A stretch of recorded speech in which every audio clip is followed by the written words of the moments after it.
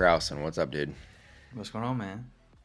Not much. A lot has happened since last time that you hopped on here. I've done 6 months worth of podcasts, which feels crazy.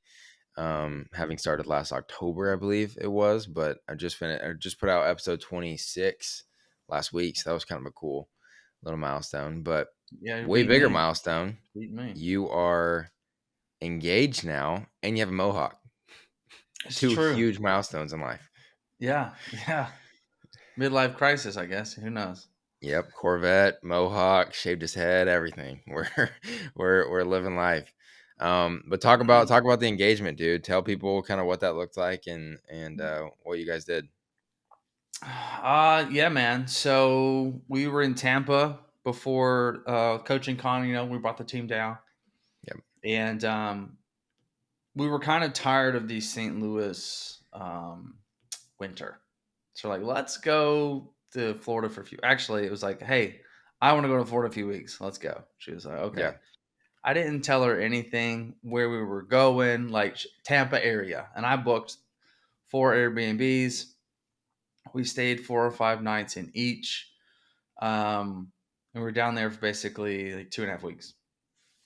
And as awesome as that sounds, it also was like for a person that has a lot of structure in their life, it was like very difficult. And we also Yeah. had 2 dogs. So we drove down and then we stay a few places, stay a few nights, try to figure out a gym. Really, we didn't really figure out the gym that much. We went like Hmm. 3, 4 times in 2 weeks, bam. But we walked every day, enjoyed the weather. We were really kind of shopping, looking out the area. And it was funny because every day that we were there, I was like falling in love with it. And she was just kept telling me how much more she wanted to move back to Dallas every day we were there. And I was just like, oh, this is the opposite of what I wanted. However, Hmm. we kind of, she said some things to me that I think really struck a chord with me. And I've always wanted to move to Florida, a place with palm trees. And she was like, so all you care about is palm trees? Like, that's the only reason on why you want to move? She was like, that's the only thing that holds weight in your life. And I was like, oh, when you put it like that, I was like, I do miss our friends. I do miss, being around, you, or for those Hmm. listening, Baker as a partner in the office. And because so much changed in my life in October. I moved, sold my company, lost my office, lost my team, shut down 2 businesses and focused on another one. Now I'm in St. Louis. Now I'm not in the same gym, same friends. Like everything changed. Yeah. And again, with the person with structure, that was hard. So I think we miss a lot of that, I guess, old life we had. But I will say though, I've moved back to Alabama when I went in New York and then came back, and I felt like this move to St. Louis, at outskirts of St. Louis. We're 40 minutes from downtown, 15 minutes from a gas station. We live in the woods. I felt like I moved back to Alabama. I was Yeah. like, this is the opposite of what I wanted. I thought it would be a little different, but we bought the house sight unseen. We didn't know the drive to get there, right? So when you take risks, you get what comes with the risks. Yeah. So Yeah. I'm gonna accept. Hey, that's me being a cheap ass, not one to pay for flights to go check out a house. I was like, realtors got it. Just FaceTime me, it'll be all right. Hmm. That's what happened. Granted, it's beautiful up here. Like I was out walking this morning, and I was like, man, this is absolutely gorgeous. Beautiful day here today. But you do miss like a nice gym.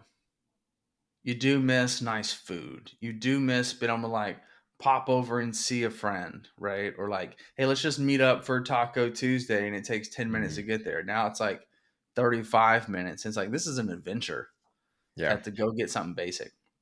But anyway, so we were in Florida and we went to Bradenton, nice area, overpopulated for me for living at the beach and not actually being on the beach or close to it. I mean, you're like 15, 20 minutes because of traffic. And Hmm. then we went to Apollo Beach, beautiful place. Love the area, nice and quiet. However, not close enough to stuff that we wanted. And then we went and stayed like just north of Tampa. And it's the funny thing is like I got houses that were like $275 to $300 a night. So like not the cheapest trip ever. However, what I wanted to do was make sure that if I was going to move again, that I checked out the area. So basically, I Yeah. was paying for a test drive of Hmm. the area, and we stayed at this house that was in the same price range, except just north of Tampa now. And the difference was that it's a house that's probably like 70 years old, and like I'm not going to say ghetto, but like not nice neighborhood like we left. That was a planned community where there wasn't a blade of grass out of place, right? Like this Hmm. really nice plush community. It was just like old houses on the streets. I was like, this is not it for where we'd want to live, right? And but I like the downtown Tampa area is like really nice. South Tampa is like beautiful. So, but it was an experience.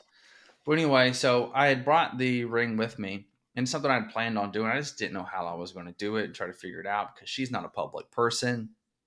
The original plan was to go to St. Pete, and St. Pete was the beach in which we had our, I guess you would say, our second date. So we went to Tampa, got two separate rooms. So we just hung out for the weekend.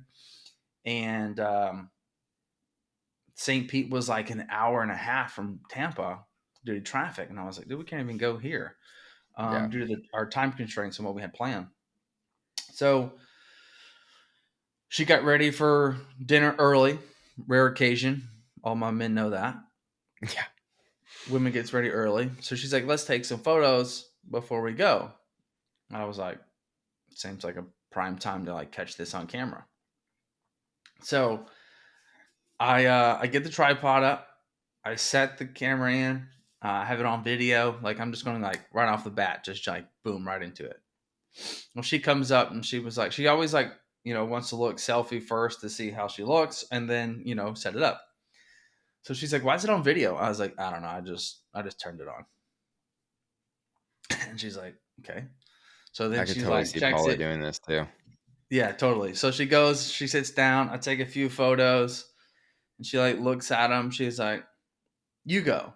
And I have this like big box in my pocket, right? And I don't wear like baggy pants, like so. Like Hmm. you can definitely see there's something in my back pocket. So I'm like, I remember like turning and rotating and walking to like, so she couldn't see that side of my back side at all. Yeah. Like backing up to the chair and like awkwardly stuff, right? But she didn't think nothing of it because she, kind of sly, kind of slick. Oh yeah. Or you're just normally awkward, so it didn't make any difference.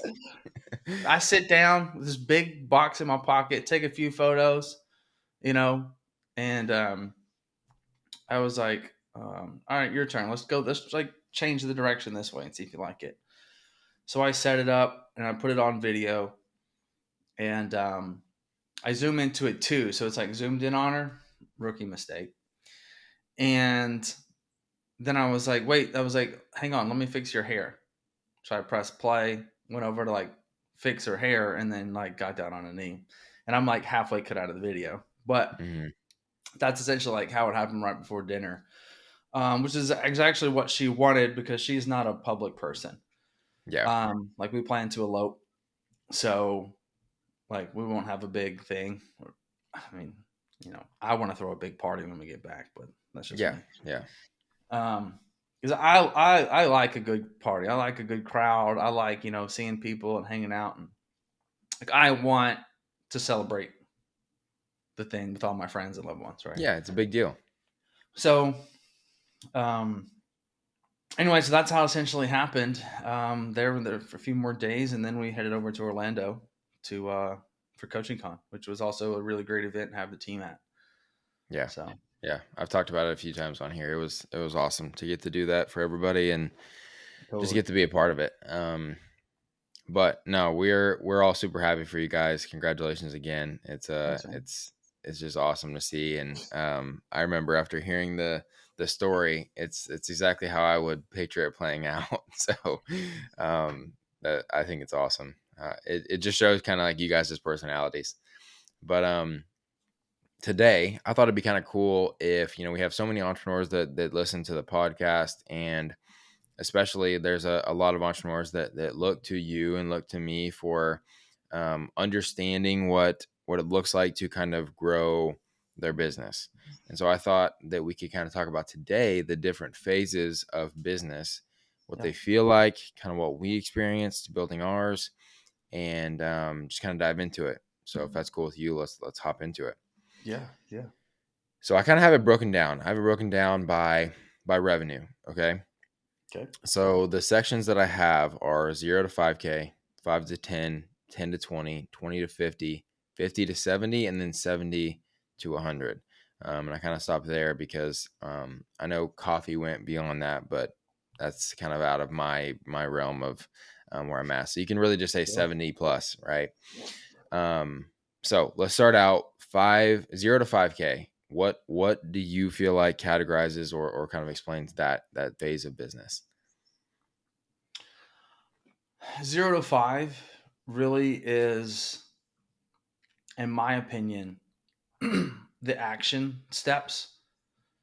So depending on your package in which you're selling, all right, let's say you're selling coffee all the way up to coaching, right? Or, mentorship, if you would, or something like that of what we do. There's different phases to it. And it's really all about the action steps it takes, because you have to, it's a lot of work comes in the first 5K, Yep. more than people realize.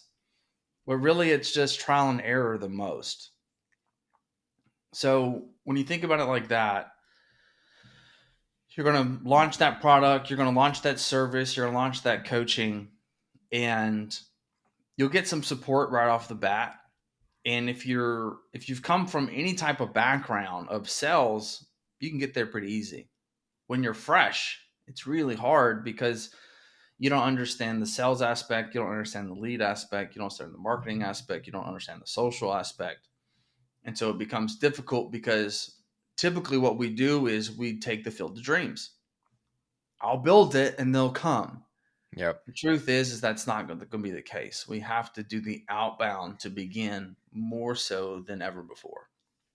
So you got to start the conversations, and you're going to have the imposter syndrome. You're going to have the lack of authority. And it's all about just pushing through those things.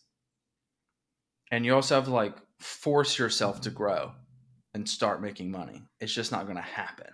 And a lot of Yeah. people think, well, if I build a website, like I'll just start getting clients. And it's like, no, actually, that's the like worst approach to take, is build a lot of things and then hoping people come. Hmm. And I think a big mistake is launching that website for a service way too soon. And the reason I say that is because if this is your first website you ever built, do note that it's going to look like shit. And so to start a new company and then send people to a subpar website, they're like, I don't want to work with this person. This looks Yeah. terrible. Yeah. Right. So they can like you, but not like your business. And then they're not going to buy your business. But if they like you, then that needs to be the main focus. It's just make it all about you. Don't put too much emphasis on how pretty things are, because they're never going to be pretty unless you spend tons of money through a professional to help you build a site or that, whatever. So when it comes to like a product, obviously you got to have a website, right? But it's also, you need to make it like super clean and functional and just minimalist. Minimalist is Hmm. always the best way to start. When you try to do too much, that's when you start to see the lack of professionalism coming in. When you add in all these different colored backgrounds to things and you try to get pretty and fancy, it doesn't work. Less is Yeah. more when you're starting out in the company. So start with less and just start having more conversations than anything else. So that for me is the action steps of getting to 5K. You're going to fumble, you're going Speaking to of stumble. speaking of colored backgrounds, I'm gonna turn mine on real quick so we can get a little bit extra. There we go. All right, now continue. And that's what's going to separate the difference, I think, in starting out is how many action steps you're taking. Are you reading? Are you doing YouTube videos? Are you doing all these things to educate? That's great. However, if you don't start taking action, I would rather you never read a book and have 300 conversations, and you'll learn more than you will in that one book. Yeah. The book, in my opinion, this is when I read, and I basically try to like learn and educate myself, I'm looking for like one sentence to take an idea that I learned from the past 300 conversations and make a bigger play out of it. I'm Mhm. not reading a book to understand how to have 300 conversations. Yeah. And most people are like looking for the guide when truthfully the book is just to make corrections of the journey you're already on. So you got to take action. And a lot of times with books too, I find that I'll read something that it's like, "Oh, that's why that thing that I've been doing works." And then it Or kinda, like, isn't further working. solidifies in your Yeah. mind, like, this idea or this thing that I kind of stumbled upon on my own, now I have a name for it, now I have an actual strategy around it, I can actually go use that more Yeah. at a more effective level. Totally. Um, 0 to 5K is basically taking your business from 0 to, $60,000, which is kind of like a medium level income. That Mhm. really is what a lot of people shoot for. And I think it's a pretty good analogy for really what you're building at that point, which is you're building yourself a job. Like Mm. it's not going to be glamorous from 0 to 5K. It's not going to be something that you just you don't coast to 5K like you're saying. Like people think that it's easy to get there, and it can be if you're already established in other areas and you're starting, like, depending on if you're just starting out as a brand new entrepreneur trying to go from 0 to 5K, it is a tough thing to do, and it can take a long time. A lot of times you have to However, start out working for free. I will say, if you've built one company to 0 to 5K, your second company, you do overnight. Yeah, it's easier, much It's easier. so much easier the second, third go around because you understand all the things needed to get to there. Mhm. And every level we're going to talk about today, it is easy to get to a place in which you've been. It is difficult to get to a place in which you've never been. Yeah, yep, and you guys will kind of see that as we go through the levels, with us especially. So but I do think from 0 to 5K, you're that's kind of like a normal-ish salary in 2024, and that's really what you're trying to build. You're building yourself a job. This is not a glamorous entrepreneur setup. This is not No. something where you get to outsource a bunch of things typically and just be a CEO. Like you're literally going to be solo for the most part, in the 0 to 5K range, and you're building yourself, 50, 60, 70 hours a week to work. That's what it looks like. And the truth is that the work that's required at that level isn't maintaining clients. It's creating content. Yep. It's you're not good at creating content, so it takes you twice as long, three times as long as it should. You're trying to figure out how to edit videos that take you 2 hours that should have took you 20 minutes. Hmm. You're just it's you're spending hours in the learning phase, and you get done with it, and you go, "This isn't even that great." Yeah, it's not. This is the beginning stage of you getting good at something. And Yeah. so your sales calls drag out to be 90 minutes and 2 hours long because you don't know how to just finally just ask for the money, right? You don't know how to handle the objections. And so you're afraid to ask and you're scared because you need the money really bad. And so you try to do everything to try to like get the person to pay. But the truth is that you become desperate at that point and you're just ramble, ramble, ramble. And you're just learning, right? But you're spending a lot of time learning inside the business. Yeah. Definitely. 0 to 5K. So getting to that 5K mark, that can be, 17 people, I think, paying you $300 a month. That can be you closing two $2,500 sales. There's a lot of ways to Yeah. get there. It, One of you them know, is going to be another way more thing. stressful than the other, though. Totally. The other thing though is that oftentimes we first start out, we don't charge a lot for our services. So to get to 0 to 5K is really hard because we need Yep. so many clients because we're just charging so little. Hmm. Because the truth is that you could get to 5K through three people, two people, hell, even one person. But it takes confidence to be able to sell something at that level.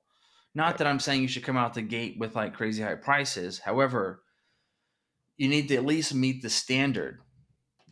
And the reason I say that is that if you're charging $100 for your program as an online coach, you're not, I mean, it's going to take you 50 people to get there. And it's like, good luck getting the 50 people, period. Like, that's a hard Yeah. feat, more or less, to keep them at $100. And so if you charge 200, it's half the people. Hmm. 300, it's a third of the people. You don't have unlimited prospects. So you're really trying to make the most amount of money per person where the value is matched, Yep. right? And I remember, and I'll give you a great example for everybody listening. When I started my marketing agency, my first client paid me $500 a month, and I was like, hell yeah, like this is good money. The Hmm. next person wanted more work, and I was like, let's try 1,500. And they said, okay. And I was like, whoa, $1,500 a month. It's Hmm. like, yeah, I'm at $2,000 a month in this agency now. The next client, when more work, much bigger company, okay, we'll do all these things. It's 3K. And they said, okay. I remember muting the phone, turning to my one of my employees and partners at the time, and I was like, I think we're on to something. Like while the person said yes, immediately I was like, I think we're on to something. Unmuted, and I was like, great. So what you want to get started today? What card do you want to put on file? And then collected it, and I was like, whoa, like we just doubled our monthly income. Yeah. And then it went up to four, five, six, $7,000 a month for our services that we were doing. And it just started to slowly grow. And I wasn't doing any marketing. It was just pure word of mouth, which is the complete opposite of what AR is today, right? But it's Yep. again the learning phases of starting off cheap. Because if I didn't raise my prices, man, at $500, it would have taken me so many clients to get up to a good income where I could pay for employees. Yeah. So it's Yeah. like you start to realize your worth, and you got to be okay with them saying no. Because like for me, I find that it's like, well, I mean, they'll pay me an extra $500, and like that's a lot for some people. But when you have employees and you have a limited amount of time, at some point you got to say not worth the money. Because by me saying yes to one opportunity, it is now forcing me to say no to others. Yeah. And so it's knowing when to say yes and when to say no. And you'll find that the more money you make, the better you become at saying no. For sure. Absolutely. Let's talk 5 to 10K, which this is actually where we got the BYL group, which was kind of the first project that we worked on together. This is where we got that to, I think, back in like November of 2022. Mm-hmm. Um, Yeah. what It's do- about what does six. 5 to 10K look like to Yeah. you? Yeah. So 5 to 10K is just rhythm. Is you've figured something out, or one thing went good and you're like, oh, this worked. We should do that. And for us, we had it was basically a paid mentorship group. We would do 2 calls a week. It was $300 a month. And then I had some one-on-one mentorship at the time where I was basically doing, you'd have the group plus 2 calls a month. And I Yeah. believe it was like maybe $1,000 a month, something like that. And, or you could buy 6 months for like 5,500. And we just created the offer. And by doing so, somebody paid for it. And it's like instantly went up. And I was like, oh, that Hmm. worked. And then we also added in a free trial for 7 days. Like, man, because I said, man, if I can just get you to listen to the things I'm saying, you're going to love it. And it's going to help you so much in your business. And we had 11 people sign up, I believe it was. And then they all stuck. And it was like, all right, so we just instantly made 3,300 more reoccurring dollars a month. So we Hmm. just made another 8K that month on top of what we were doing. So it was like, now we broke that mold by just trying something new. Yeah. And so it stuck. And then we just moved forward from there. And so it's, for me, it's just finding a rhythm and just sticking with it. Once you've got it, because once you get to the 5K mark, you got something that's working. Now it's just starting to repeat those processes over and over. Yep. And it's trying to figure out, how did I get those first clients, and how can I do that in a bigger way? And that's all it was. It's like, how do I just get more people? How do I get more people? And you got to listen to your audience. Because if people are like, man, this is just so great. If I can just get people to listen, and people are like, man, like I wasn't really sure in the beginning, but now after joining, like, dude, this was a great decision. It's Hmm. like, so it wasn't the fact that from the outside it wasn't as pretty, but the inside was. So I was like, can I show them the inside of the program? And that's what we did with the trial. Was, I'm going to show you inside what it looks like, and then you're going to fall in love with it. And that's what Yeah, happened. And that's where the idea of like lead magnets start to come into play. It's like, oh, so if I give you a bunch of free value and you love it, then you're going to want to pay for it. And it's like, well, how do we get people more free stuff so they fall in love with it and then want to pay for it? for sure. Right. I And think this is where now with you start to take in other ideas from other things and be like, oh, now I'm starting to see why things work. Now I'm mhm, starting to see why people give out free stuff. Because in the e-commerce world that I came from, at this point, coffee, we had spent millions on ads, and at this point, we were doing close to, I don't know, maybe like 8 million total, and our free value was like given a discount, 10%, 15%, something of that nature, but not like free value. That was just a discount, so it was a little different, but the same concept. So I think it's starting to find where how do we get more leads in the business is how you're going to start to slowly start to grow out. So from yeah. from I, 5 to I 10, finding a rhythm. I think with five to ten, it's. I think the one difference in 0 to 5 to 10, I think the one difference is usually the 5 to 10 range isn't like your initial warm audience that you kind of like launch to. There's got to be typically, especially with the people that we're typically talking to, and this is maybe the reason that I looked at this lens with coaching, right? You're starting to coach people that you didn't go to high school with. You're starting to coach people that you didn't go to college with or that you didn't grow up with. These are now people that are either word of mouth people like referrals, or you are still doing the outreach to new cold people and starting to bring them into your business.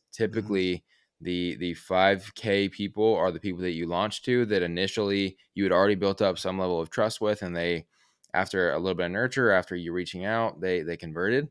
And then the 5 to 10K people are either a branch off of those initial people that are referrals, or you chasing beyond your initial network to get those people. So I think that's kind of a notable difference as well. Let's talk 10 to 20. We actually, funny enough, with AR, we skipped this range. We just went straight from like 9,000, 9,500 to 27K. And we were both laughing about that before the call. And what month was that? That was March 2023. Yeah. So for us during that time frame, um, we had now launched AR, the software system, and we basically shut down one group and started a new one Yep. because I wanted to get more narrow in what I was teaching. And I didn't feel like I was providing a good enough service. I was providing plenty of value for the price in which we were paying. However, I wanted to give as much as I could, and it was really difficult because the niche was no longer there. It was business owners, and that's just way too broad to teach in. Yeah. So it's like me teaching somebody how to build their roofing business while how to grow their e-commerce donut company. It's like we're talking two completely different types of Yeah. strategies.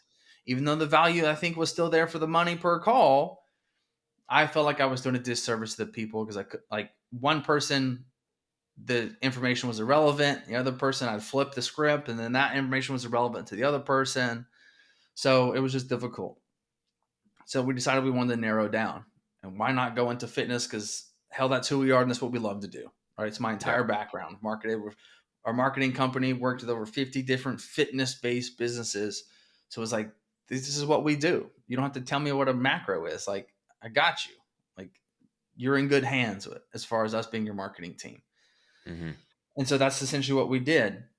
And we also raised our prices because now we were getting more narrow, specific niche versus general. So it allowed us to um, charge more for our services.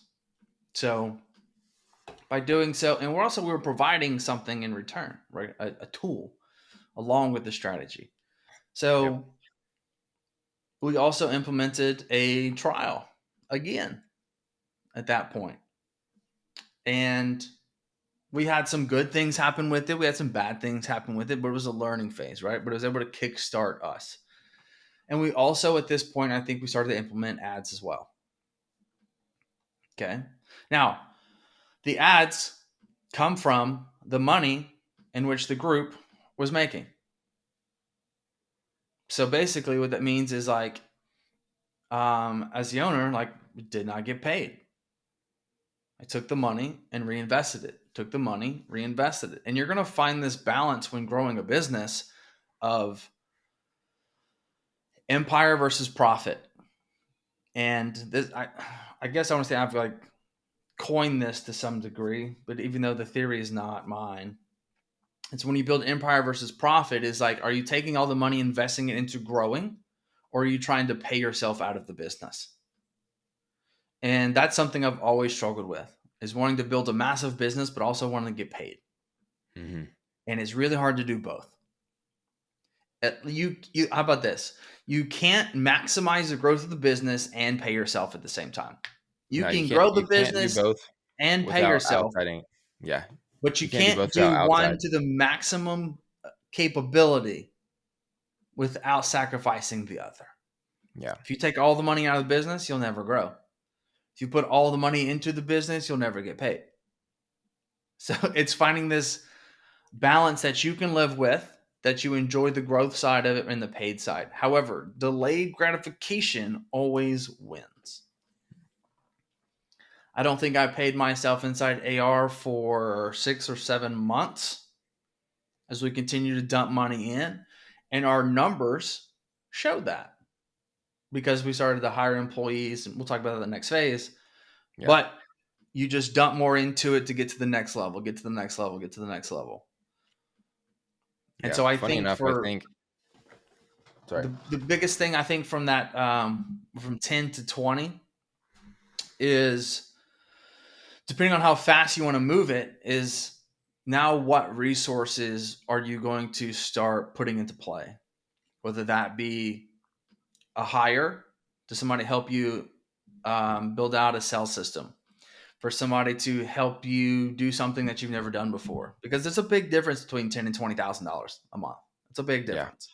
It's no longer like, hey, we got lucky with like one or two clients that paid in full. It's like, no, it's much more than that now because we're talking consistent months, not your first month. So anybody can have a really good month. Not anybody can build a 90 days of hitting that number consistently. yeah, So and that's where things have to like really start to jive. And this is where you either have um, software and systems for scaling. You have hired outside help that teach you things you didn't know. You get into paid advertisement. Um, Things go viral after your systems and software are set up. Then you have a post go viral because you're now getting good at content, or now you're brought in somebody to help you with your content or an editor of some degree, and now it starts to hit. And you have the systems in place to be able to handle the volume so nothing falls through the cracks. And it's like now we're getting some really good stuff rolling. To go from 10 to 20 is a really, really, really hard phase of business. The difference right. is like having to have that hire to help you do the things you don't know how to do. And Mm, it's like, are you paying yourself or are you investing into a hire instead? Because if you're making 12,000, are you paying yourself 10 grand? Are you paying yourself 3 or 4 paying the bills and then dumping the money back into investing so that you can then grow? And that's the empire to profit piece in which I'm talking about. The more you invest into people that know more than you, the bigger the company is going to grow so that when you do pay yourself, you're paying yourself, a bigger check every month. So I yeah, think that's the yeah, big piece. yeah. I think I was gonna say the same thing, and it is funny and ironic that we skipped that range with building AR, but I mean, 10 to 20K, it's a $10,000 difference, right? But it's doubling your company. So if you're Mhm. building a recurring business, you have to double your clients. You have to take on 2 times as much work to get from 10,000 to 20,000 consistently. So it's a huge step, and I think it's a very underrated kind of like growth phase because it is. also a point where it's like not enough money to where you can invest a crazy amount into ads or outside hires or whatever without taking a significant pay cut. Yeah. But it's also more money than you probably need, especially in the beginning phases of a business, for you to sustain yourself and your own lifestyle. Mhm. So it's like a weird in between where you're trying to figure out, and this is the challenge, right? Like we can't tell anybody what they should be doing during this phase, but you're trying to figure out, do I invest in ads? Do I invest in another person? Do I invest in just a mentor because the mentor is going to help out? Do I Yeah. invest in software? You've got to have some sort of like back end system by this point, whether it's Trainer Eyes or AR or any of these other things. But Yeah. I that give you, that is the true difficulty of this phase is you have to double your workload, without really like with the top end of this only being doubling your $10,000 more per month. Like there's only so much you can do with $10,000 every month. Mhm. Yeah. So that's the So crazy part. I'll give you two things I think are really important here. Is that one, once you hit the 10K mark, you need to increase your prices. So increasing your prices makes it to where you now need to realize I am limited on how much time I have, because now I'm starting to work 40 hours a week inside this business, and I'm almost capped to some degree, right? As you start out, you think you're working a lot, and the more money you make, you realize you weren't really working that much. Yeah. So when you understand that, then you start to, if you raise your prices 10-15%, your conversion rate will stay the same, because you have the authority now of all the testimonials which you can now post. Because if you're $300 a month, then now you have 34 clients that are paying you to make that 10 grand. Like, you should have some good testimonials at that point. So now Hmm. you have authority, you can post those, and now you go from 350 a month to 325 or 350. And now at this point you're better at sales, so your conversion rate will be the same. Yep. But now you can take on more people, and not have to have double to make double the money. So this is where it starts to scale up and scale up and scale up. And another a great example is like when we talk about systems and scaling. So we had one client came to us, and he was doing about 10 or 12,000 a month, and he only had Typeform. Um, and I was like, dude, you're doing really well for like just having this. To do like 10, 12,000, you just have an application. Like, this is really good, dude. I was like, you're going to get the 30 grand. I was like, I'm going to ensure that you get the 30 grand a month. And then he hit me up the other day. I believe it was 9 or 10 months later, did $31,000 because we had the systems and software in place. Then it saved him 4 to 6 hours a day of going through all this manual stuff, which bought him time back so he could focus on doing the things that help him get to 12K in the first place. And this is where that hire comes into play, right? Whether it be an outsource, a mentor, a software, like something to help you get to the next level, because everything's in levels and every level requires something different to get there. Yep. Some injection of knowledge, some injection of capital, some injection of something to get you to the next level. For sure. Let's talk 20 to 50. So this is the phase that we skipped over 10 to 20. We went straight into the 20 or 50. Maybe that's why we didn't fully feel prepared for this phase. Mm. And I don't want to speak for you, but it was definitely, this phase was kind of where it felt like to me, everything was kind of on fire. Like it felt like two versions of on fire. Like it felt like we couldn't touch anything that didn't work, like everything that we touched like turned to gold type of deal.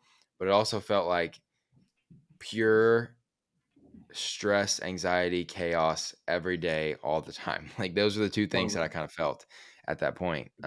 So we entered this, like I said, March 2023, the 20 to 50K range. What do you think characterizes 20 to 50K inside of a business? Well, I'll tell you. So we went 27, 34, 44, 50, 61. So we basically doubled revenue in a 3 month time span. But technically, in a 6 month time span, we went from 0 to 60. Hmm.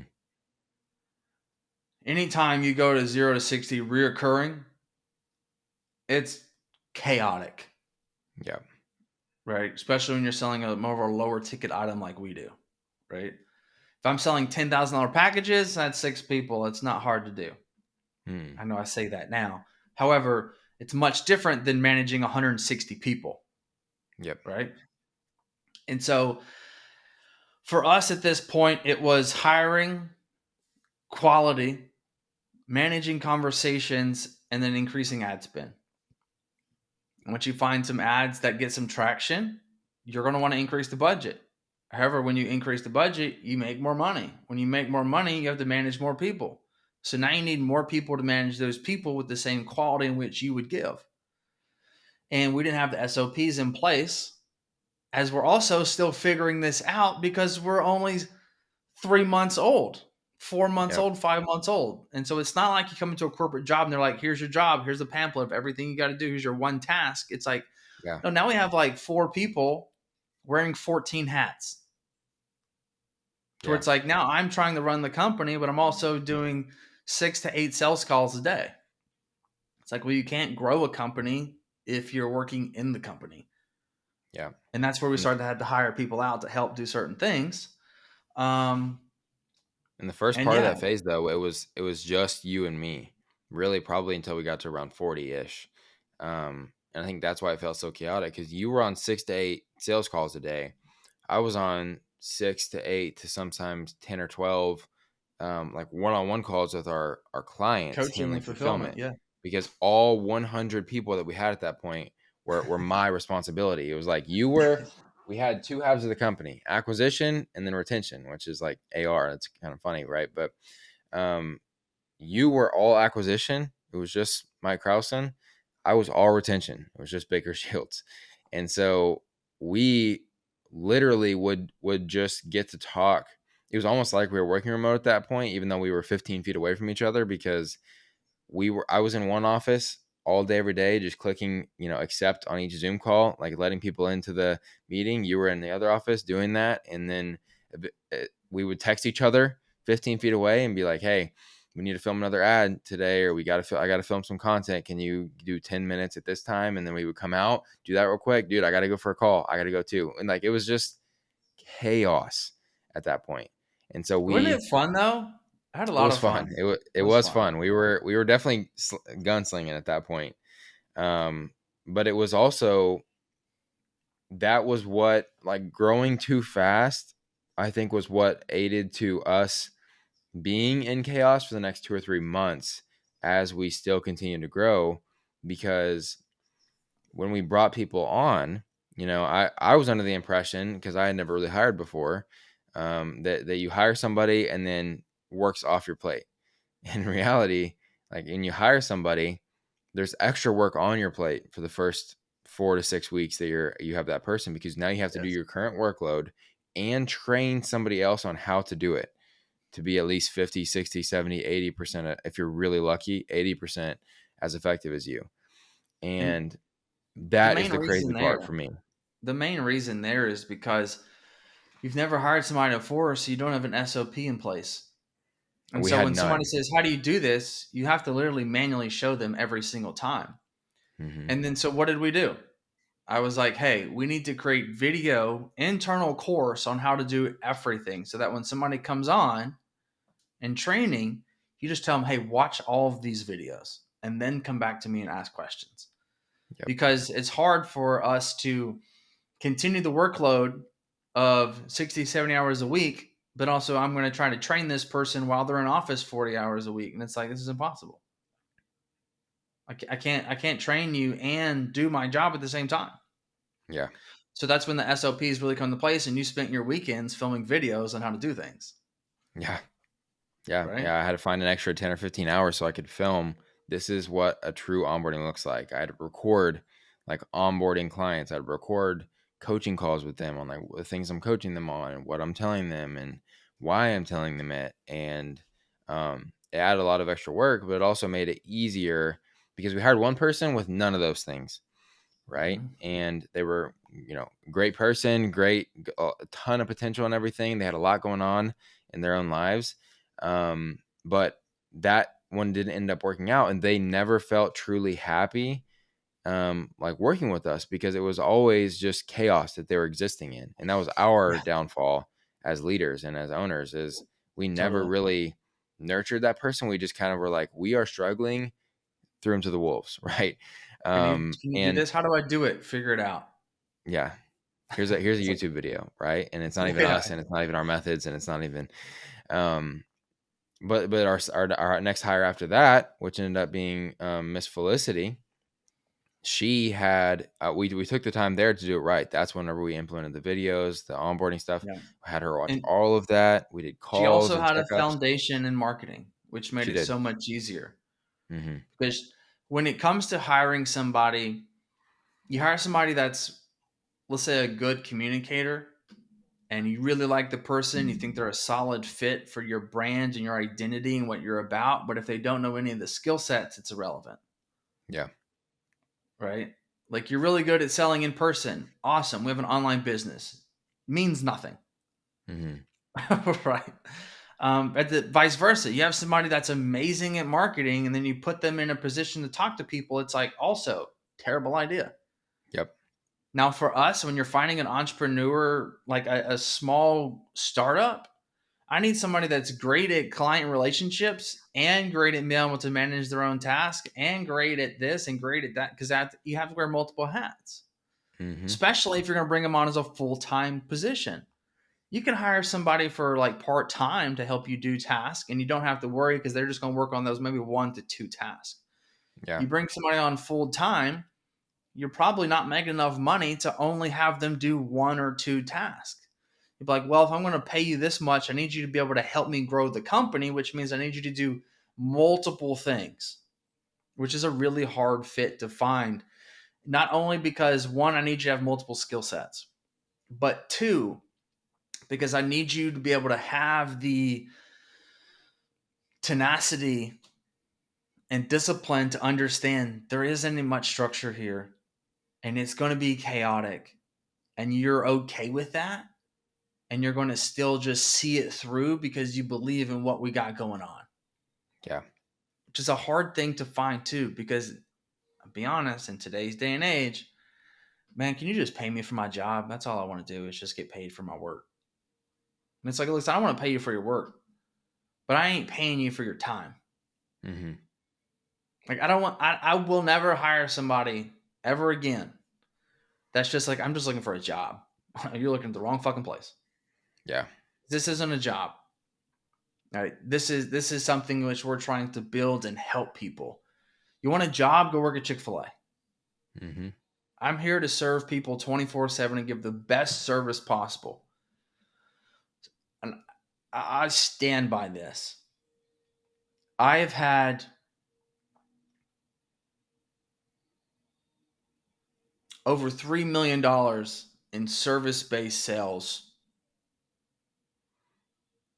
and I've had one person do a chargeback for $300. I take a lot of pride in that. Yeah.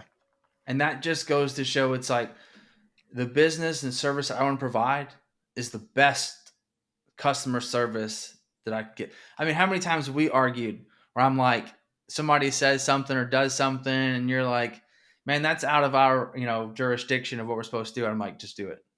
Just Hmm. do it. Just do what the client wants. Just do what they need. I'm like, yeah, but I'm like, I get it. This is not what we're supposed to be doing. This is not what we're getting paid for. However, let's just let's just make the customer happy. Yeah.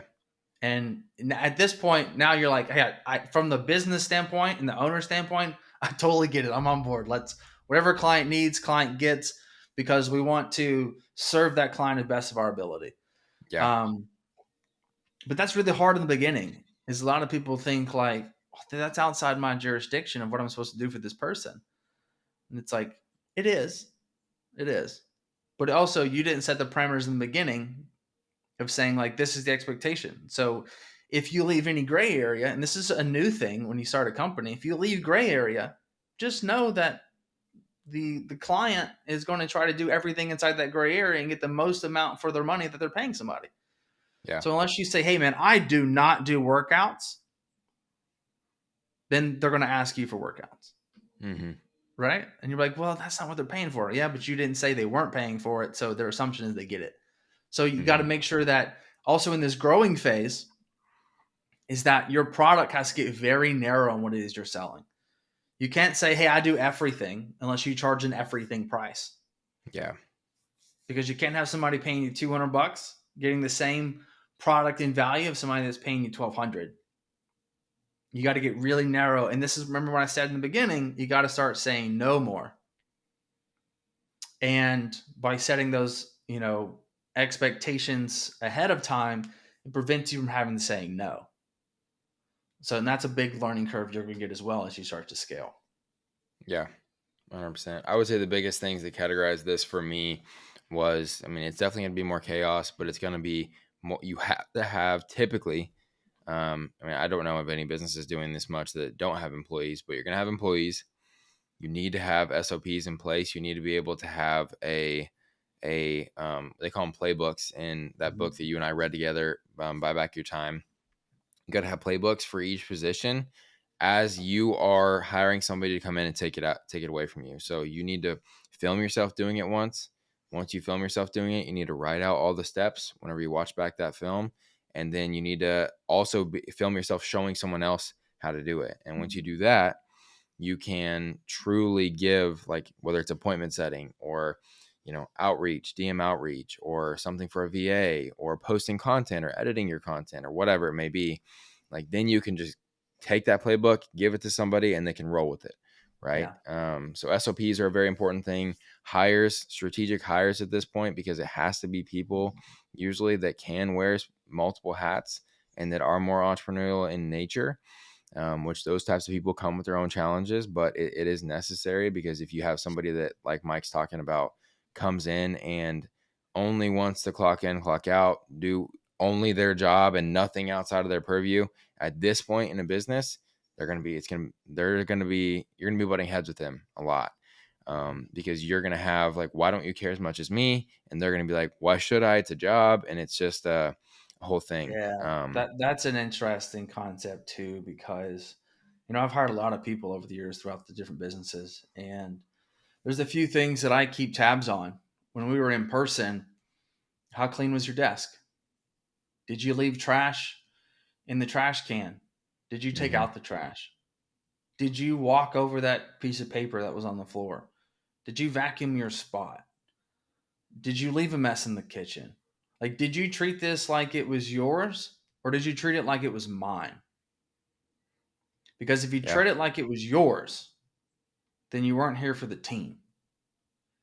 When you act as if you were a guest in my house when you come into the office, then it showed respect to the entire team and you just didn't treat it like your bedroom. Hmm. And I think that becomes a really big difference when it comes to hiring. It's like, are you completing your task? Yes. But are you making more work for other people? Are you helping other people? That's a Yeah. teammate. That's a team member that you want on your team.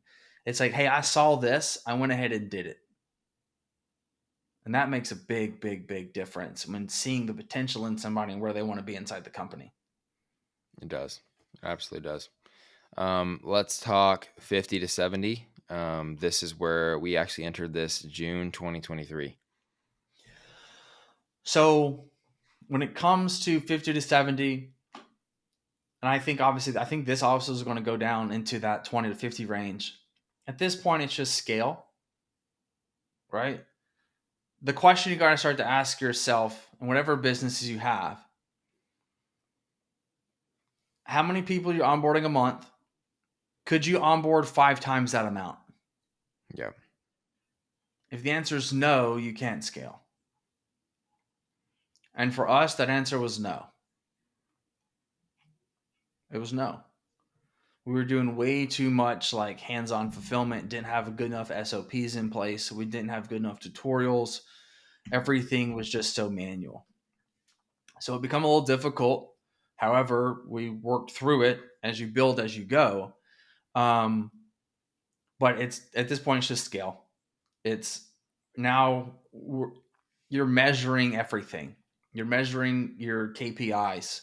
You're measuring your conversion rates on sales calls. You're measuring your lifetime value. You're measuring your churn rate. You're understanding the problems inside the business And for me, I think the biggest learning curve we had here at this point in the business was, how do we keep people happy? Not sell them, because selling was easy. It's keeping people, and getting them to actually implement the things we're teaching. Yeah. It's like, how do we help them help themselves? And this is creating a better back end product, because I'm a big advocate of reoccurring products. This is my third $1 million business of building reoccurring products. Reoccurring is the name of the game. It's a much slower journey to get there, but once you do, it makes it a lot easier. However, reoccurring is not how good it is you are selling on the front end. It's about how good you are selling on the back end. You're not actually selling anything on the back end, but every call you have with the client is a sales call. You just don't realize it. Because if Hmm. you have one bad call to where you don't show up in the energy or the information, or you're not prepped for that call, that client has opportunity to cancel in 30 days. Technically, every call is a sales call. Yep. And this is where we implemented rule number 50, or rule number 51. So basically, is on day 51, they need to be treated like they were on day one, and just showcasing, it's like, how can we provide even more support and over the top support to keep that client and customer happy and seeing progress. Yeah. And now, for every client you don't lose is more money you made. So it's not about selling more, it's about keeping people around longer. And that's how you build wealth. That's how you build a business. Hmm. It's really hard to sell somebody new than it is somebody that's already paying you to keep paying you or pay you more, because you've gone above and beyond.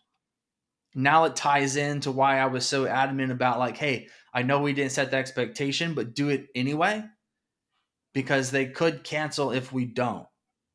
At the same time, you got to find the balance of saying, if you do cancel because I'm not going to do this service because it's outside our guidelines, I also have to be okay with that too. Yeah. Yeah. Um, yeah, I think the biggest part of that range for us was be what was filling the gaps, and it was trying to figure out like what at what point is the average customer lasting to, what can we do to get that to expand another month? What can we get to do now if we've expanded another month? How can we get that to 2 more months? Right. And Mhm. then it's trying to like move that line, reduce that churn in the name of any subscription business, especially software related.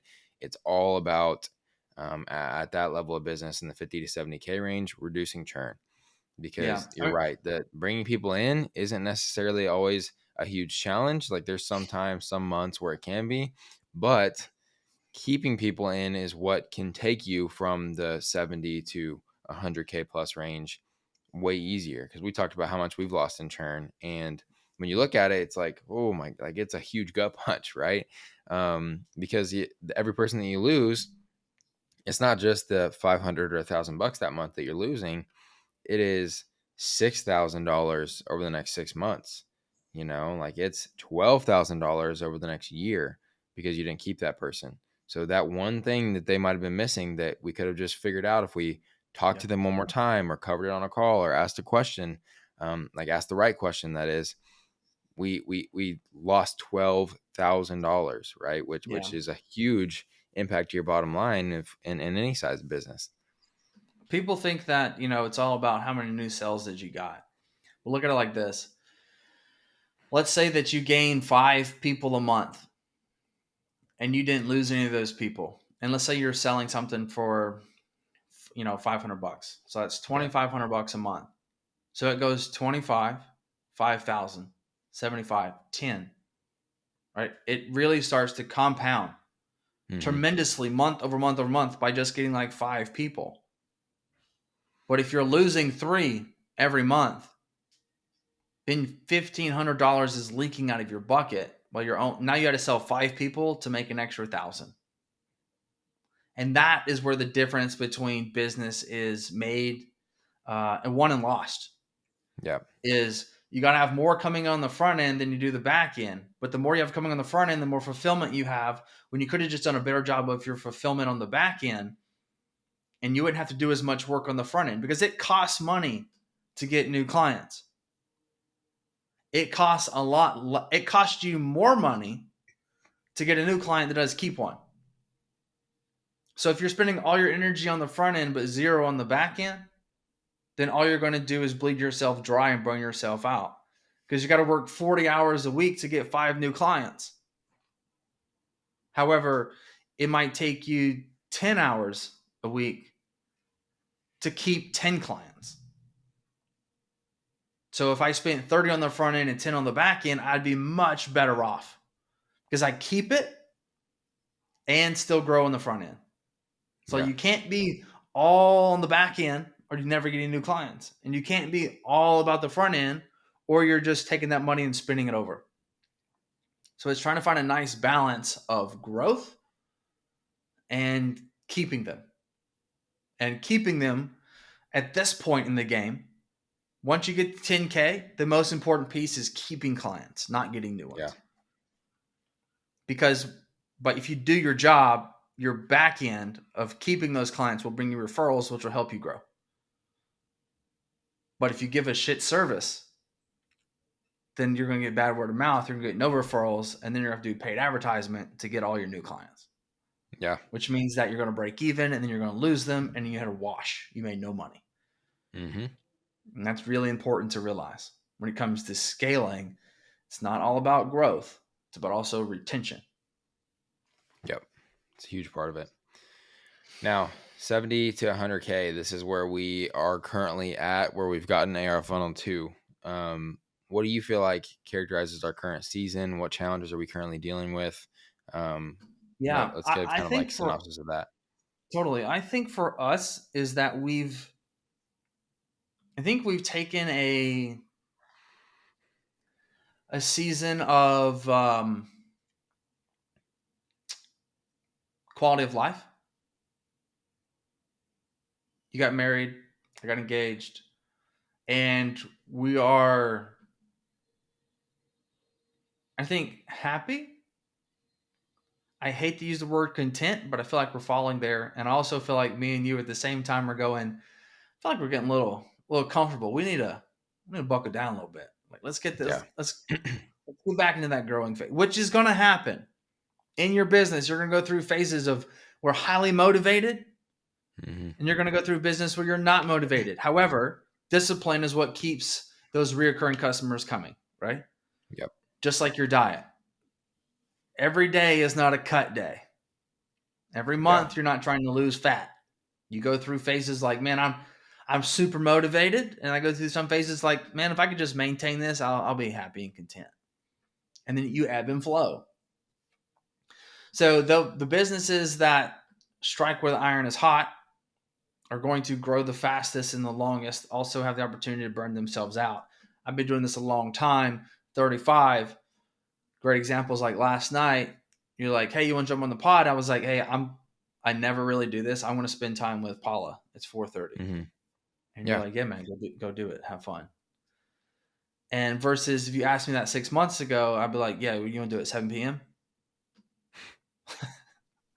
And you'd be like, no, because I want to go do my thing with my wife. Mm-hmm. So we find this ebb and flow to where it's like, you see something that's working, you stick with it, you get a little complacent, and then the difference between the companies that take off again are the ones that are like, let's buckle back down. I'm gonna put an extra, oomph in my energy. I'm gonna get up another hour. I'm gonna work an extra hour. Or I'm gonna, do some research. Or I'm gonna just start to fine tune things versus saying like, enough's enough.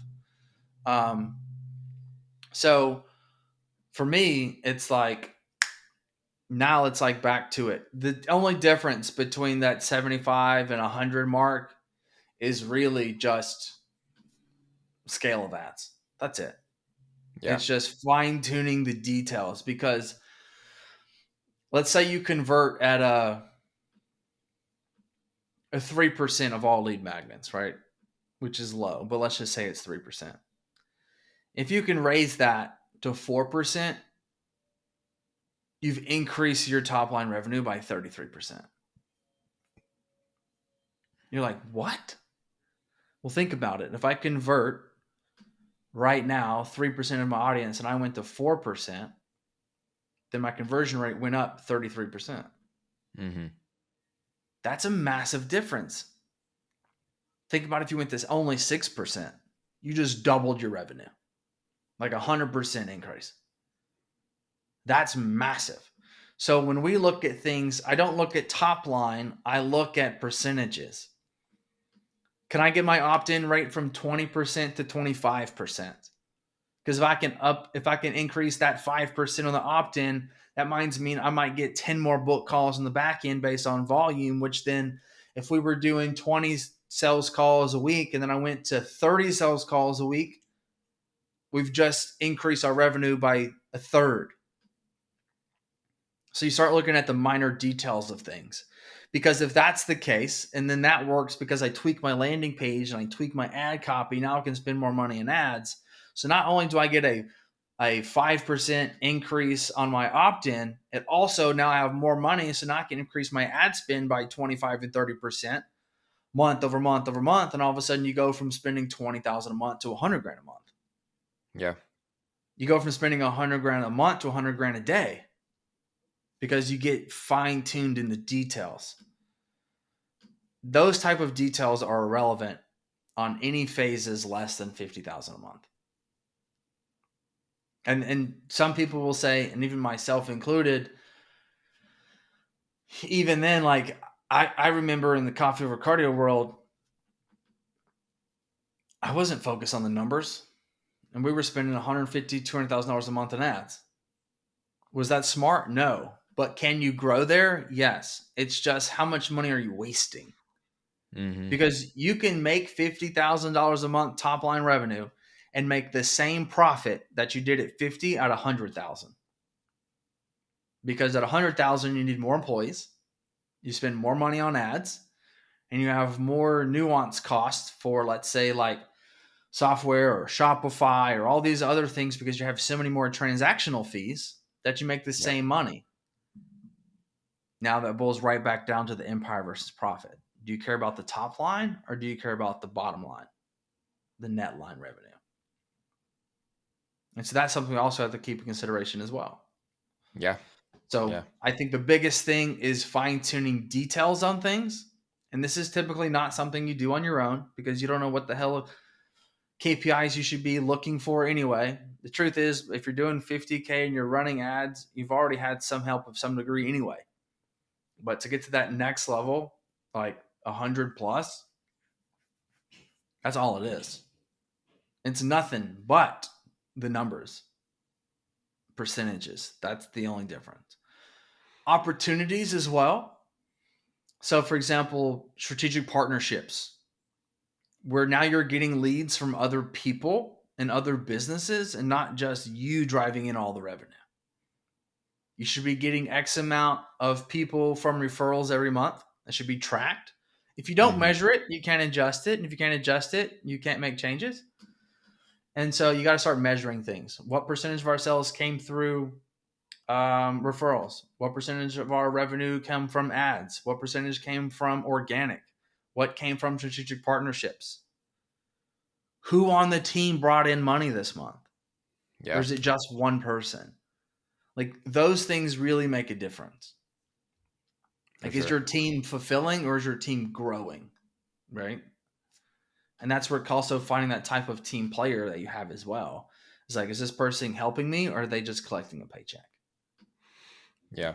And I think one of the big things too, and we even had some conversations about that this week, is figuring out, with the kind of with the roles you and I have traditionally always placed. I think one thing that we've always kind of lacked in, really, between the two of us is leadership Hmm. and direction, right? Because we have one thing you do run into, I feel like, at a certain size, if you have too many entrepreneurial people in the mix, is everyone's got their own ideas, everyone's got their own, but a lot of times with a lot of entrepreneurial people, ideas are constantly being thrown out, nothing's actually being executed upon, and there's no final say of like, this is the direction we're going.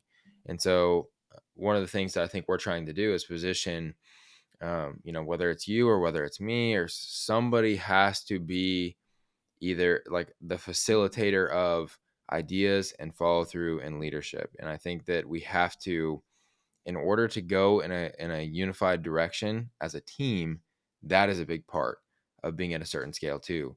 Is we're not just getting on and brainstorming anymore and just figuring out if there's one thing that we can maybe do down the line. It's like we need to have structure in our meetings. We need to have real KPIs that everyone's holding each other accountable, not just me or you. Mhm. Every once in a while, when we have time, checking somebody and then being like, "Hey, what the hell? This has actually been slacking for 6 weeks." Like it's not that. It's like, no. Can our employees, do they feel empowered enough to hold each other accountable? Does everyone feel bought in enough to really be like, "Hey, you're not doing your part to serve the vision"? And that Mhm. all starts with you. That all starts with me. So I think that's an important part of what from my perspective, what I'm seeing at 70 to 100K is that's got to be there. Like there's got to be a leader. There's got to be a position that is focused on the team, because the Mhm. team's big enough at this point where if we're going to continue to go on the direction that we're going, it has to be together. It can't be two people walk in the same direction, the other Totally. people walking at a diagonal, and then three people walking straight sideways. So I Yeah. think that's a big part of it too. Got to have the flying V for all my 90s babies. Yeah, but yeah, I think that's kind of an interesting conversation, and it's one that you and I, I mean, we've experienced it together, um, but you and I haven't ever actually like sat down and talked about. So I think that'd be interesting for people to hear, especially the people that we're helping grow their businesses, and the people that maybe are just looking to get into business or trying to grow to one of these phases as well. So I Yeah. appreciate your time, dude, on a Saturday. Yeah, man. Absolutely. Absolutely. I enjoyed it. It's kind of one of those things. So a lot of people think like you always got it figured out. That's not the case. Never the case. Never the case. There's people that have more experience in certain things, which helps them. Great example. So I've worked for myself out of the last 15 years, all of them but 2.5. And the other 2.5 was for a startup company that didn't have much structure. I don't know what leadership looks like. Hmm. My dad was not a leader, my dad was a dictator. And you're like, yeah, that makes a lot of sense. That's how you act. Yeah. It's all you know, right? Yeah. So like my struggle is communication with my partner, with my intimate partner, right? Like it always has been was lack of Hmm. communication because I internalize everything, and then expectation is unspoken, right? So I think the leader aspect is really difficult when you come from an entrepreneurial background. When you come from Yeah. It corporate, is. you can see how things are structured. You're able to see it in a bigger and better way. And maybe you were a manager before you became an entrepreneur, so you know how to manage people. I went from managing only myself to managing at one point 15 people. I'm like, I don't know what the hell like. I'm just, there's no structure. I'm like, Yeah. hey, have you done this? Hey, have you done this? Hey, have you done this? Versus like one person now gets to manage these people, make sure that task is done, and then report to them. So I'm like now spread so thin versus now we've created structure to where when I see something, I'm like, hey, Baker, can you address that? Hmm. And then he sees something, might say, Mike, can you address that with your side of the team? Hmm. Instead of now micromanaging every single person, you manage one person who manages other people. And that takes time, a Yeah. lot of time, and a lot of mistakes. And It one does. thing that you're going to learn as an entrepreneur is that you got to learn how to fire people.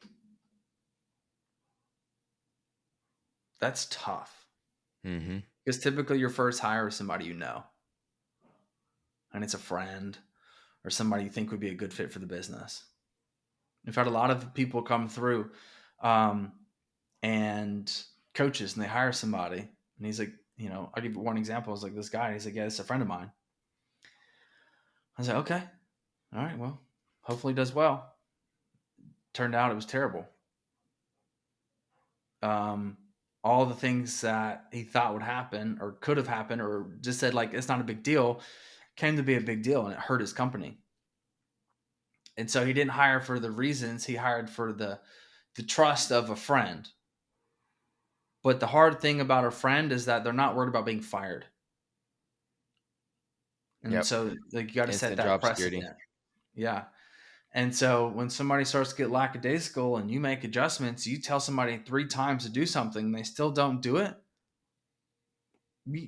you're putting yourself on a chopping block real quick, and you got to be Mhm. able to know when to lay the hammer and when to say enough's enough. Yeah. I got a friend of mine who runs a gym, and he has one of his rules is like you get 3 strikes on being late. I don't care how good you are, and when you're late 3 times, he fires you. I don't care how big your roster is or how many clients you got. If you're late, you're fired. How you do one thing is how you do everything, and at the same time, it's not their name that they're ruining; it's yours as the business owner. Because they're not Yeah. going to be like, yeah, that trainer. They're going to be like, yeah, that gym can't show up to a training session on time that I'm paying for. So now he's getting bad word of mouth because you can't fulfill your job, and you keep him because you're a friend when he's actually losing you business. So you got to know when to fire. That's hard.